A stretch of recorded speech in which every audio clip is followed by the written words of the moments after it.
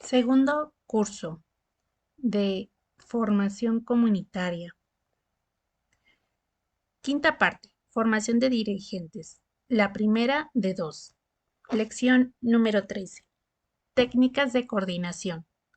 Imagen del coordinador de grupo de reflexión de un grado superior. Dirigir un grupo de reflexión es un arte que, por su importancia, merece estudiarse y dominarse. Lo primero mediante la profundización de ciertas reglas y principios y el estudio de la personalidad del coordinador. Lo segundo, mediante la práctica de la coordinación misma, ya que, como en todo arte, únicamente haciéndolo se aprende a hacerlo. El coordinador para todos los grados debe cultivar ciertas virtudes sin las cuales pueden fracasar en su intento de guía del grupo de reflexión. Inciso A. Debe ser paciente, ya que, aun cuando se tratara de un grupo de reflexión muy selecto, existen diversas capacidades para captar las ideas, digerirlas, sacar consecuencias y expresarlas. Inciso B. Debe ser constante, permanecer, crecerse ante las dificultades, vencer los obstáculos, aunque a veces parezcan insuperables. Aprender a reflexionar no es empresa fácil para los miembros del grupo que le toca coordinar. Ayudarles a hacerlo es con frecuencia arduo, pero no imposible para quien por amor en Cristo quiere ayudar. Inciso C. Debe ser cortés, con lo que lo logrará ganarse la voluntad de sus coordinados, lo que redundará en apertura, confianza y espontaneidad. Inciso D. Debe tener sentido del humor, ser alegre y cordial, lo que resolverá muchas situaciones embarazosas, difíciles y enojosas. Inciso E. Debe ser de charla amena, capaz de despertar el interés y evitar que cunda el aburrimiento por la monotonía y falta de atención.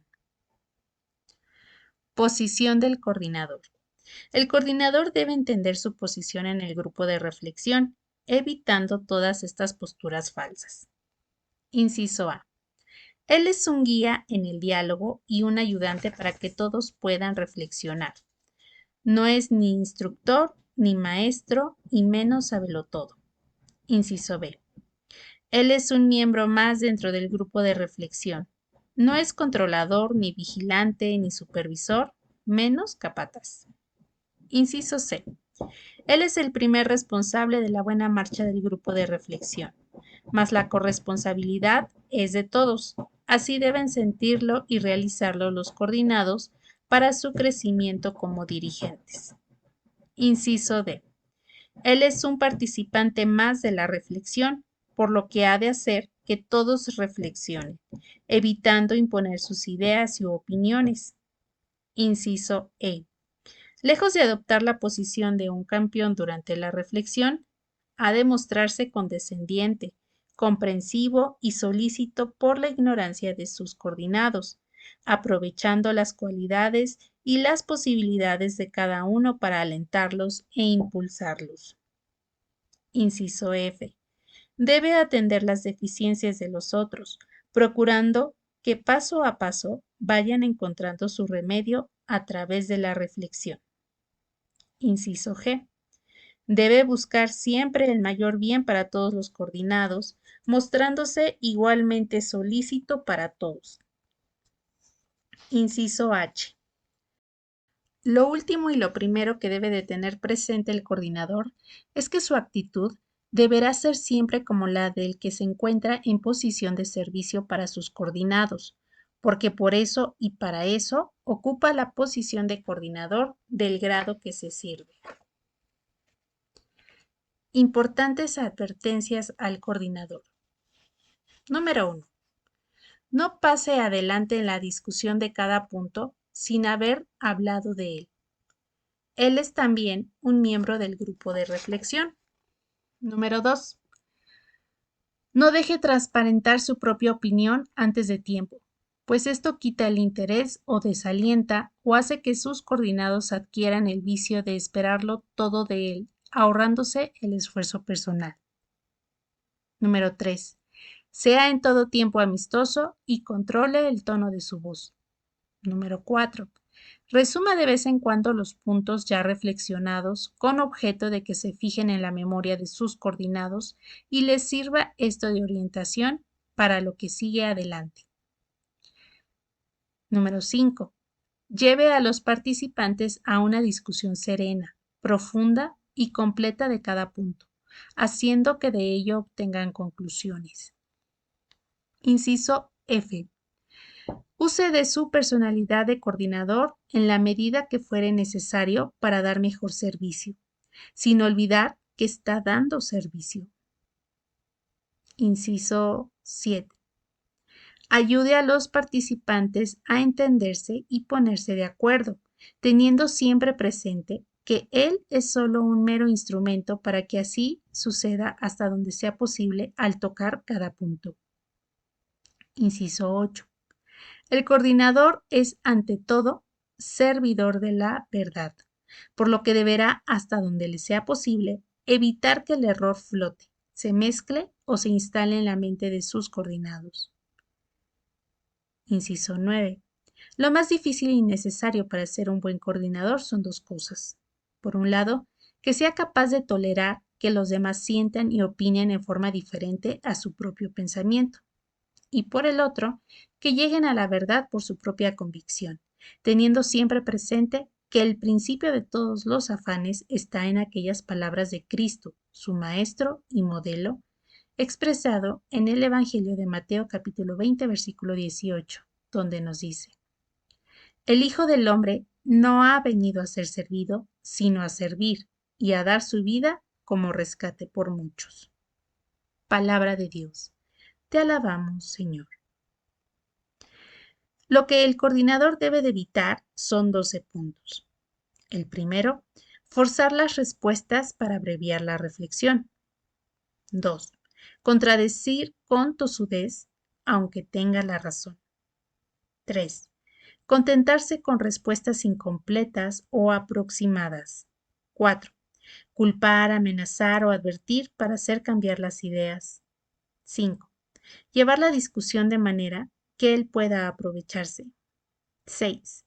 Hacer uso de la ironía o de la burla para combatir errores. 7. Tomar partido por un bando en vez de conciliar las opiniones. 8. Desentenderse de los que no participan o están equivocados. 9.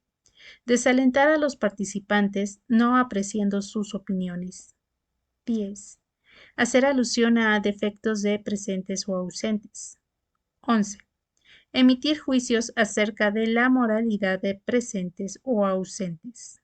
12. Hacerse dueño de la palabra sin permitir hablar a los demás. Hay que reconocer también los distintos tipos de discusión que deben de evitarse. Número 1. Entre parejas. Cada uno habla solo con su vecino. 2. Lateral, dirigiéndose únicamente hacia un lado del grupo. 3. De estirados. Cada uno se oye a sí mismo sin importarle otros. 4. Los apáticos. Solamente uno trabaja y los demás se limitan a oír. 5. Entre beligerantes. Que estalla la lucha. 6. Los insociables. La opinión de los demás no les interesa. 7. El monopolizador, donde uno solo habla sin dejar de hablar a los demás. 8. Entre bandos. Dos o más partidos se aferran a un punto de vista. 9. Los descorteses. Hablan solo con el amigo y con nadie más. 10. Los que se aíslan. Como su opinión es equivocada, entonces no participan. Es importante que todos estos tipos de discusión sean entendidas como desviaciones.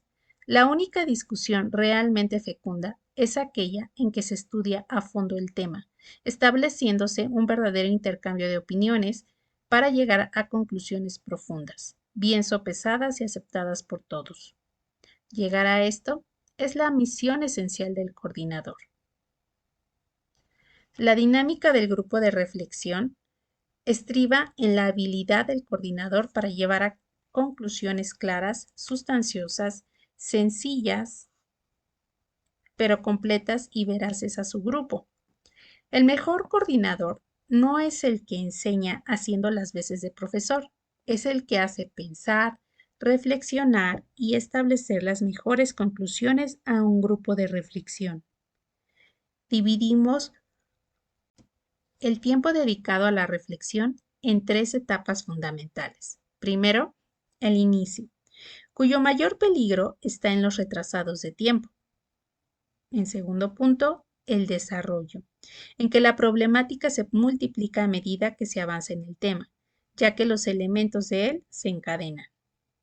Y por último, el desenlace, en el cual las dificultades se centran en la elaboración de las conclusiones. Veamos cada parte más específicamente. El inicio. Un equipo puntual hace rendir un buen fruto en esta primera parte del tiempo total, ya que ahí surge la camaradería, que es el alma de la integración del grupo. Ahí se conocen y se aprecian los coordinados entre sí y con su coordinador. En ese momento es cuando es fácil para este dar una contestación a algún pendiente sobre el tema anterior o sobre la tarea correspondiente, aprovechando que es entrega por alumno. También se puede extender hasta una lección más atrás, toda vez que simultáneamente el coordinador estará devolviendo calificada la tarea anterior. Es ahí también la oportunidad de examinar coordinado por coordinado de manera discreta para que en breve charla se descubran sus adelantos y dificultades, y aún se presta para atender a sus problemas morales. La ausencia por retraso del coordinado va a impedir la motivación previa al estudio del tema al punto de que se notará la diferencia entre puntual y el impuntual al adentrarse en la reflexión. Por todo ello es importantísimo que el coordinador inste a sus coordinados a llegar a tiempo. Es notable el adelanto que se consigue en grupos puntuales en comparación con los tardíos. En las primeras sesiones del grupo de reflexión, al pasar lista de asistencia, el coordinador puede aprovechar el momento para que cada uno de los miembros haga su presentación, dando a conocer brevemente los puntos más significativos de su vida. Para que esto no resulte largo, puede hacerse que se presenten solamente uno o dos en cada sesión. Segunda etapa, el desarrollo.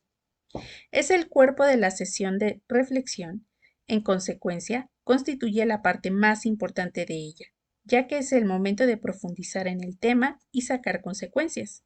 El coordinador es el centro de atención del grupo, posición que debe aprovecharse para obtener al máximo de beneficios en favor de los coordinados. Ahí es donde podrá conocerlos a fondo, ya que con poco que ahonde hará aflorar la verdad de su sentir y su querer. De suerte que, completando todo esto con la presentación que de sí mismo ha hecho el coordinado, se obtendrá un buen conocimiento de la persona y de su problemática. No olvidemos que la ascendencia que va tomando el coordinador sobre sus coordinados es en función de servicio, para ayudarles a construir dentro de sí el hombre nuevo, que nos relata San Pablo en su carta a los Efesios capítulo 2, versículo 15. Tenga así pues cuidado el coordinador de tratar todas estas cosas con sumo respeto y discreción, ya que tiene en sus manos no cosas, sino almas, almas redimidas por Cristo, cuyo oficio de buen pastor nos ha permitido desempeñar en alguna medida, para lo cual le tenemos a Él como modelo. Bueno es para esto estudiarle en los santos evangelios, en pasajes tales como el de la samaritana o el de la adúltera, o el de la pública pecadora. Cada uno de estos lo vemos, el primero en el Evangelio de Lucas capítulo 9 versículo 52, en el segundo en el Evangelio de Juan capítulo 8 versículo 10 y el tercero el Evangelio de Lucas capítulo 7 versículo 37. Palabra de Dios, te alabamos, Señor.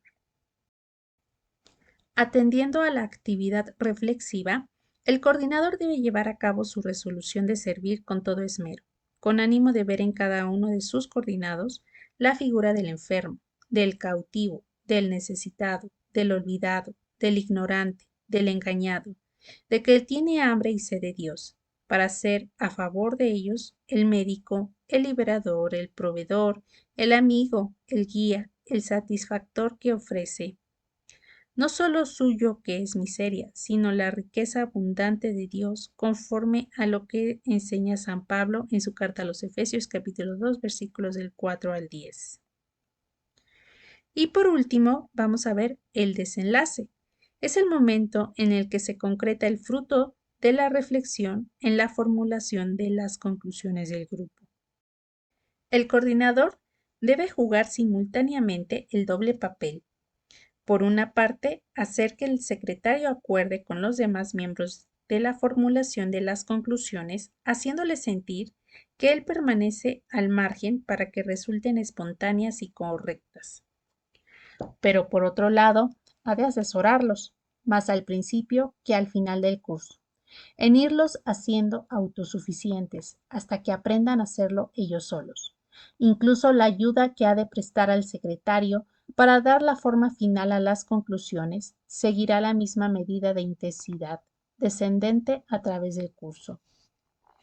El coordinador enseñará al grupo, particularmente a los secretarios, según vayan fungiendo en turno, semana a semana, a formular conclusiones breves pero suficientes y de especial importancia, que reflejen el sentir de todos o al menos de una gran mayoría. Si alguno o algunos disintieran del sentir general, apartándose de las respuestas correctas, son inclinación al error, y no cedieran en esto. Podrán expresar su propia opinión más adelante durante el foro, con lo que tendrán ocasión de rectificar sus juicios al tratarse del tema a nivel de asamblea. El coordinador dará orientaciones a los secretarios acerca del modo de expresarse con corrección, con voz clara y fuerte, al leer las conclusiones, haciendo particular hincapié en que no se trata de exponer conclusiones personales suyas, sino el sentir general del grupo.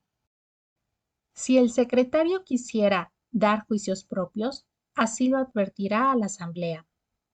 Algo muy importante que nunca debe olvidar el coordinador es provocar en los miembros del grupo la toma de las resoluciones que signifiquen un cambio de vida, llevar a la vivencia el contenido del tema, ya que si el estudio y la formulación de conclusiones no pasaran del terreno del puro conocimiento, sin transformar el modo de ser del hombre real y verdaderamente, no existiría fruto alguno en él. Prácticas de coordinación.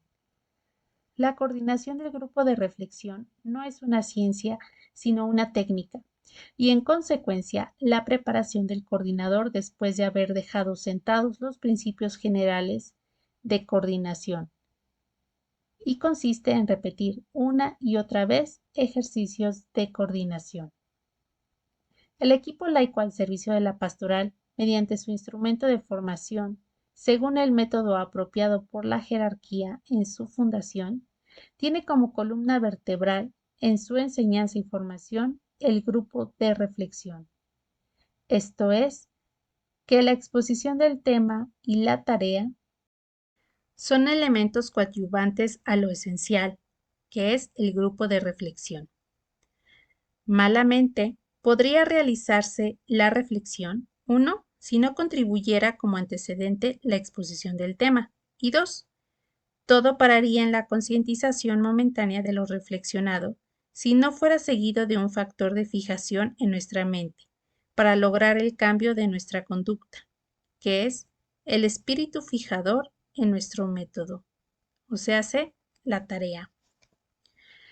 Pero lo principal, lo esencial es el grupo de reflexión, ya que no solamente nos hace recordar lo expuesto, repasarlo mediante el repaso de una pausada y personal lectura de la lección, sino que entran en juego la lenta rumia de las ideas y su reflexión, pero enriquecidas por las aportaciones de varios en una común consideración. está la pérdida del elemento moral y espiritual que se experimenta cuando el alumno se priva de la reflexión en común, y que por ello en el reglamento del instituto se previene que quien no se nutra con el grupo de reflexión, al menos dentro de mínimos especificados por la calificación, se considera como no cursante. Asimismo, se previene por esto que quien ingrese después de la lección número 16 del Instituto de Formación ya no sea recibido como alumno, sino como oyente, que implica la repetición del grado simultáneamente para su segundo curso y servicio en primero, el próximo curso. Esto es aplicable a toda persona, aún a la que haya realizado anteriormente altos estudios sobre religión cristiana. De aquí que a partir del segundo grado, cuando el simple alumno pasa a ser miembro activo del equipo laico al servicio de la pastoral, debe de tener en alta estima la reflexión del grupo, no solo porque él va a fungir como coordinador del grupo, director, subdirector, visitador o coordinador a nivel superior, sino porque él mismo tiene que seguirse alimentando en su formación, que no tiene fin, con las ideas de otros. Hay más aún, con fe en las promesas de Cristo, no hemos de olvidar su presencia mística en medio del grupo y su anunciada iluminación del Espíritu Santo sobre sus discípulos. Como técnica que es, la reflexión en grupo y su coordinación debe ser practicada asiduamente durante este periodo de preparación de dirigentes. Practíquese en los que van a formar los nuevos equipos de servicio en los centros antiguos y futuros. Así, además de conseguirse la eficiencia personal como coordinador, los equipos tendrán ocasión de conocerse, integrarse o entablar lazos de amistad entre los equiperos. Conviene reunirse por turno los equipos en el domicilio de cada uno de sus miembros durante la semana, con el fin de proseguir este entrenamiento haciendo prácticas de coordinación. Conviene ocuparse de temas variados, aún profanos y de poca importancia. La descripción de una cosa, los inconvenientes de la mosca, noticias mundiales, etc., todavía más nombres a algún defensor de lo indefendible. Este le encontrará, por la vía del absurdo, por ejemplo, cualidades a la mosca, y tratará de convencer a sus compañeros de equipo, quienes mediante razonamientos lo reducirán a la aceptación de la verdad. Es un bonito y útil ejercicio. Un tema más de utilidad práctica para el equipo es comentar con abundancia en detalles las circunstancias de su centro, el salón, el mobiliario, ornato, iluminación, tipo de personas entre la feligresía, etc. También son reflexionables los planes para preparar la misión previa a la iniciación de cursos y la iniciación misma. Lógicamente, solo podrá hacerse este tipo de consideraciones cuando ya se tenga decidido y aceptado por el párroco, visitado y observado el centro mismo. Comencemos, pues, ya desde luego, por dar los primeros pasos para ello. Para estas alturas y realizaciones de cada uno de los miembros del equipo, debe estar ya no solo identificado, sino ejerciendo algunas de sus funciones, incluso el colector, debe de comenzar a preocuparse por la adquisición del material de enseñanza del grupo, solicitándolo al colector regional de origen, y el director será el que se ocupe de presentar al párroco el nuevo equipo para el próximo curso, si se trata de un centro ya antiguo, y de entrevistar al párroco y explicarle los pormenores de la fundación del centro, solicitándole su aprobación para hacerlo. También él, en caso de una negativa, deberá animar al grupo para buscar otro hasta conseguirlo. La tarjeta de coordinación. Es el documento básico del equipo laico al servicio de la pastoral. Si la reflexión es el elemento primordial de su funcionamiento, la tarjeta de coordinación, al ser fiel reflejo de la coordinación, es de capital importancia de toda la documentación. Su finalidad tiene por objeto determinar la calificación semanal del alumno para, como consecuencia, establecer la calificación mensual que habrá de ser uno de los sumandos en la determinación de la calificación final al hacerse los cómputos totales del año. Una puntuación no apegada a la realidad forzosamente arrojará datos falsos, sea de más o de menos. En el primer caso, cuando la calificación es superior a la merecida, el alumno obtendrá una falsa imagen de su aprovechamiento y sufrirá las consecuencias del engaño. Cuando, al contrario, las calificaciones son inferiores a las merecidas, producirán en el alumno el desaliento. Ambas situaciones son de malos frutos. En la primera, el alumno acabará aflojando en el esfuerzo, imaginando que no hace falta puesto que con poco obtiene buenos resultados inmerecidos. La segunda es más perjudicial al ser causa de deserción por desaliento en muchos alumnos que, con más justicia, hubieran perseverado. Finalmente, para la coordinación general es de suma importancia una calificación que refleje la realidad del alumno, porque a través de ella puede detectar los mejores valores en su búsqueda de dirigentes que asuman las más altas responsabilidades. Viene a ser así la tarjeta de coordinación una guía de largos alcances, porque en suma, sobre su contenido se está fincando el futuro de la obra. Vea pues el coordinador cuánto importa que cada cifra que asiente en la tarjeta sea un dato digno de confianza, porque sea a la vez veraz, justo y aprovechable. La tarjeta de coordinación consta básicamente de dos partes. Primero, el encabezado, que reúne los datos de identificación del grupo de reflexión. Y segundo, el cuerpo donde se contienen las calificaciones correspondientes a cada alumno. Número 1. El encabezado. Contiene el número del grupo, la clave del centro, nombre del templo donde se ubica el centro, o de la calle en caso de que se encuentre ubicado fuera del templo, nombre del coordinador, mes que corresponde y dos últimas cifras del año separados por un guión inclinado o diagonal, por ejemplo, septiembre del 82. Número 2. El cuerpo. Como dijimos, en él se contienen las calificaciones correspondientes a cada alumno, su número de folio, nombre y apellido paterno o de marido en mujer casada, y 5 columnas para calificaciones correspondientes a otras tantas lecciones. Finalmente, una columna indicadora del donativo cubierto o no por el alumno.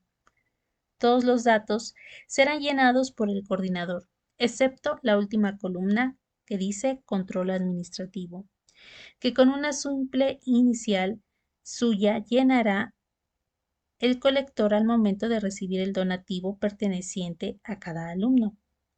La idea es, por una parte, el director tenga en la tarjeta una fuente de información sobre la administración y por otra, que el coordinador ayude al colector recordando prudentemente al alumno su cuenta pendiente. Calificaciones.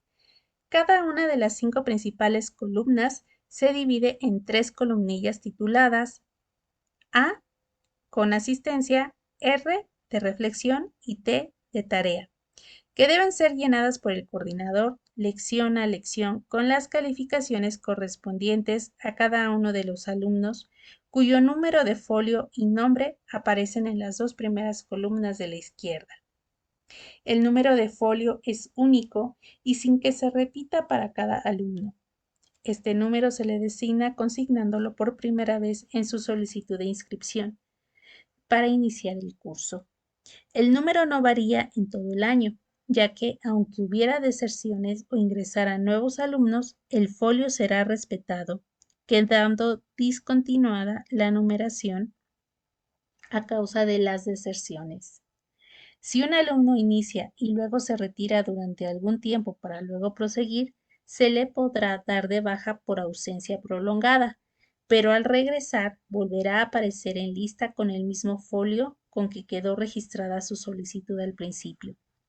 El número de folio será anual, no permanente, es decir, en el siguiente curso se le designará al alumno un nuevo folio, acorde al número de alumnos del grado que estudiarán. Las columnillas de calificaciones son 3, como se dijo. El número 1, con la letra A de asistencia, contendrá la calificación que además que indicar que el alumno se presentó a clase, indicará la puntualidad con que lo hizo, colocando 5 puntos como calificación máxima a quienes estén presentes desde el primer momento de la clase hasta comenzar la exposición del tema. Con 4 puntos a quienes lleguen durante la exposición del tema y hasta comenzar los círculos de reflexión. Con 3 puntos a quienes lleguen durante los círculos de reflexión y hasta la iniciación de la convivencia.